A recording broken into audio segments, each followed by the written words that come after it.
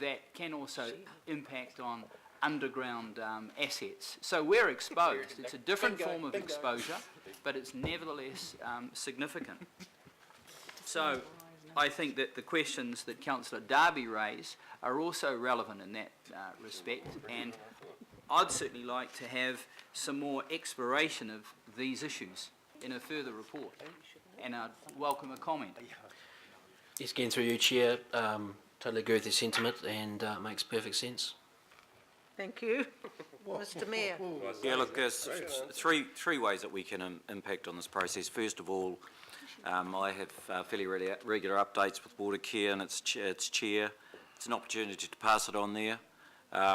Councillor Penny, as the chair of the CCO monitoring committee and management committee, also has opportunities, and we do when they come in and see us every 2 or 3 months. So there are a number of opportunities. In the first instance, I'll certainly be passing on to them the fact, and as I've done on many occasions with all of our CCOs, and as we've done generally in some of our ad hoc meetings, this is an issue. We are family.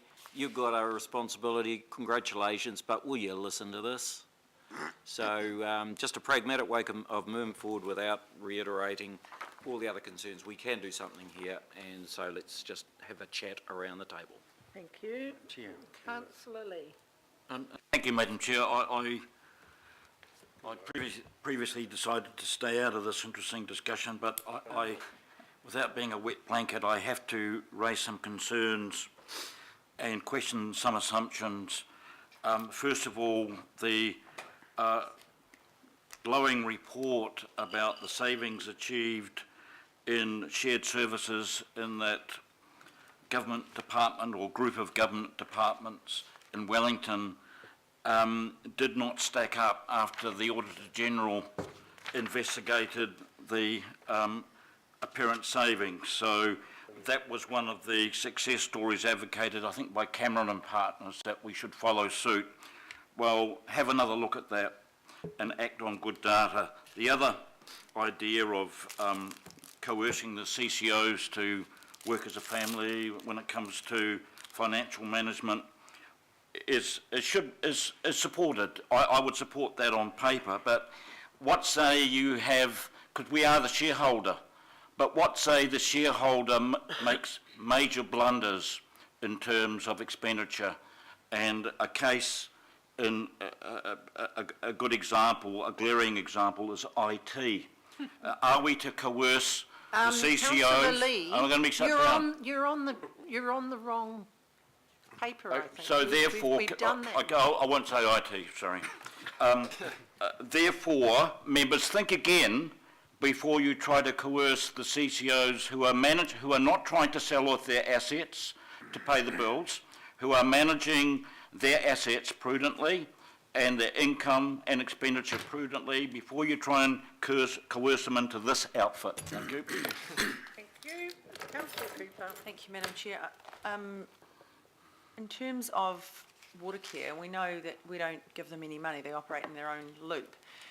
But the issue here is they are a CCO, but they're under a different legislative framework. And if I could just have an answer to this, and maybe Jazz could help, is around if we moved to change them to be more similar to our other CCOs, as we can now under the legislation, would that help in these types of situations? Because we've never gone there. The time limit is up, and we've never moved to bring them into the fold, and maybe that would make a difference. But this has never been raised here since the time frame has elapsed.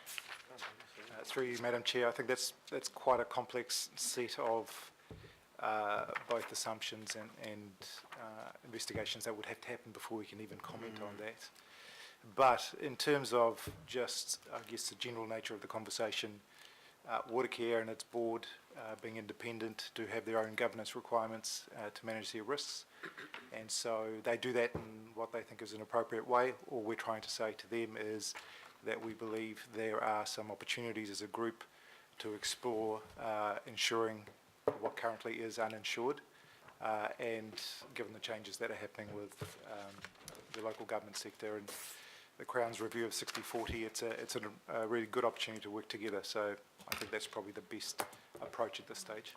So I guess, Madam Chair, my question is, will we ever get any options paper around bringing water care into line with the other CCO structures?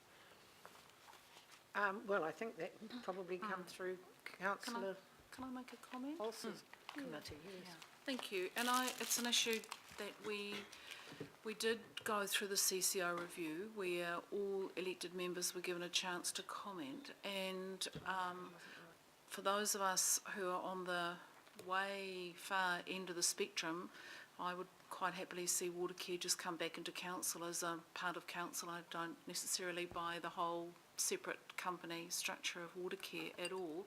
I was pretty much on my own on that one councillor. So I think perhaps in the next term another CCO review might be slated, and I think a very good chance, knowing what we know now, to go back and review the CCO structure. Thank you, and JT. Oh, you look. Sorry, member Tommy. Yes, because the contributions made, I think we're starting to talk past one another for this reason. The pragmatic approach that the Mayor's advanced, I think you can tighten it up if you want to, relevant to the statement of intent, or in other words, a letter of expectation from a shareholder, which is what we are. So I think you can actually steer it that way, and you can actually get quarterly reports back that get them to address any issues where they can advance the collective with their contributions, because they are a very powerful group in terms of CCO with absolute monopoly rights, and so that does sort of trickle into their conduct that I've noticed. So I do think that the governing board's got an entitlement and a right to go more than suggestions and meetings, but to actually set an expectation. And once that expectation on reportage is there, well, at least the governing board then can be better informed. Yeah. Well, with that, I'm going to put the recommendations. All those in favour? Aye. Against? Carried. Thank you, councillors. No, because